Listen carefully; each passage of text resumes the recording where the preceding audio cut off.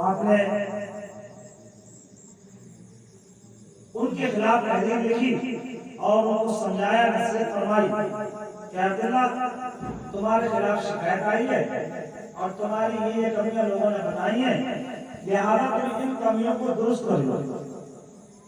जब तहरीर दोबारा मिस्र पहुंची तो जो अब्दुल्ला बिन सराह थे उनको गुस्सा आ गया और उन्होंने उन लोगों को कत्ल कर दिया कि जिन्होंने उनकी शिकायत की। जब कत्ल हो गया तो मिस्र के लोग अब उस गवर्नर के और ज्यादा खिलाफ लगे और उसकी वजह से हजरत उस्मान गनी से उनके दिल में कुछ नफरत पैदा हो गई। नफरत पैदा की जा रही है अब्दुल्लाह इब्न सबा के जरिए और इस जैसे और लोगों के जरिए इसने भगा दिया हजरत उस्मान गनी को। अब तकरीबन 700 लोग मिस्र से मदीने चले हजरत उस्मान गनी के पास, बल्कि उन्होंने जाके जो बड़े बड़े सहाबा थे मदीने में, हजरत तलहा थे, हजरत जुबैर थे और खुद हजरत अली थे, इनसे जाके शिकायत की और कहा कि उस्मान से कहो कि फला गवर्नर को हटा दे, उसकी ये कमी है, उसकी ये कमी है, उसकी ये कमी है। तो उन सहाबा किराम ने भी हजरत उस्मान गनी से कहा, उस्मान जब उसकी कमियां इतनी हैं तो तुम उसके खिलाफ फैसला क्यों नहीं लेते और उनको हटा के किसी और को गवर्नर बना दो। अब बहुत ध्यान से सुनना, हाँ यहीं से करबला की आवाज है, ये समझो। हजरत उस्मान गनी तक ये बात पहुंची तो हजरत उस्मान गनी बड़े डर के आगे उन्होंने कहा ठीक है तुम सब लोग मशवरा कर लो, आपस में झगड़ा मत करो, लड़ाई मत करो, मशवरा कर लो कि मिस्र का गवर्नर कैसे बनाया जाए। तो हजरत मोहम्मद बिन अबी बकर रज़ियल्लाहु अन्हु, हजरत अबू बकर के बेटे, इनको गवर्नर बना दिया। अब ये काफिला गवर्नर बनके ये जा रहे हैं, इनके साथ तकरीबन सैकड़ों 600-700 लोग मिस्र के लिए रवाना हो।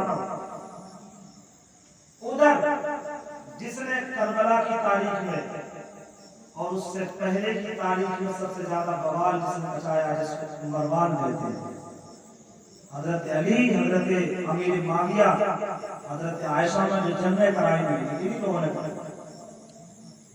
जब उसने देखा कि गवर्नर बनके मोहम्मद बिन अबी बकर चल दिए हैं तो इस मरवान ने हजरत उस्मान गनी के गुलाम को तैयार किया लालच दे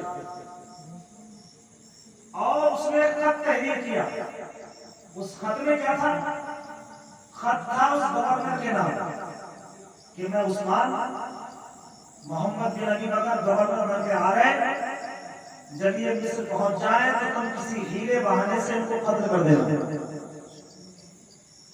और तुम गवर्नर के ओहदे पर हो जब तक मैं कोई फैसला न सुना। इधर ये काफिला भी जा रहा है, मोहर लगा दी उस्मान गनी की, सवारी उस्मान गनी की यहाँ से नहीं, उसने मरवान ने, और गुलाम भी हजरत उस्मान का ही था। मतलब मरवान ने इस तरीके से गुलाम को भेजा कि ये गुलाम मरवान ने नहीं बल्कि उस्मान ने भेजा। रास्ते में काफिले वालों से मुलाकात हो गई उस कासिद की। जब मुलाकात हुई पूछा कि तुम कहाँ जा रहे हो, क्या बात है? उसने बताया कि मैं उस्मान का गुलाम हूं। कभी उसने कहा कि मरवान का गुलाम हूं।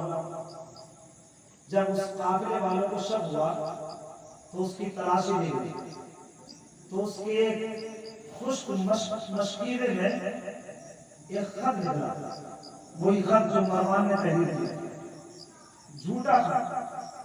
जब उसको देखा गया तो उसमें ये लिखा था कि उस गवर्नर के नाम कि मिस्र में ये आ रहे हैं, जब ये पहुंचे तो इनको कत्ल कर देना। उसमें मोहर लगी थी हजरत उस्मान की। तो जब सहाबाए किराम ने ये देखा कि अरे उस्मान ने तो खुद इनको गवर्नर बनाया और हमारे खिलाफ खतरे के भेज रहे वहां पर, सहाबाए किराम के दिल में वहीं से कुछ बातें पैदा हो गई हजरत उस्मान के खिलाफ। और वो जो काफिला 700 लोगों का जा रहा था वो वापस आ मदीने। जब मदीने वापस आए तो गुस्सा में थे सब लोग उस्मान गनी के